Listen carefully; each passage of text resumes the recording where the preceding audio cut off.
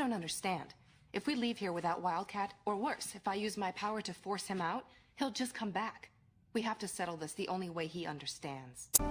You happy punching the bag, or you want to go a few rounds with me? I am talking about sparring.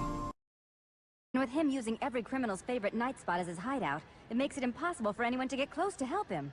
All in all, not a bad mission, Batman. You eliminate half the crime in Gotham, you stop Two-Face cold, and you get your life back. Watch your mouth! What would you do without me? Yes. The answer is yes. Want to hear a secret?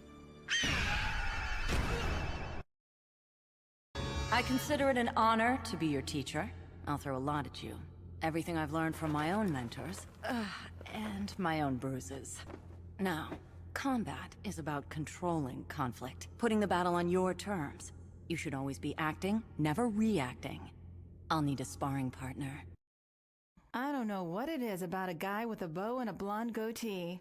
Makes me either want to punch him or kiss him. Sometimes both, but mostly punch. The last time you tried out some new arrows, you destroyed half the city and almost got us killed.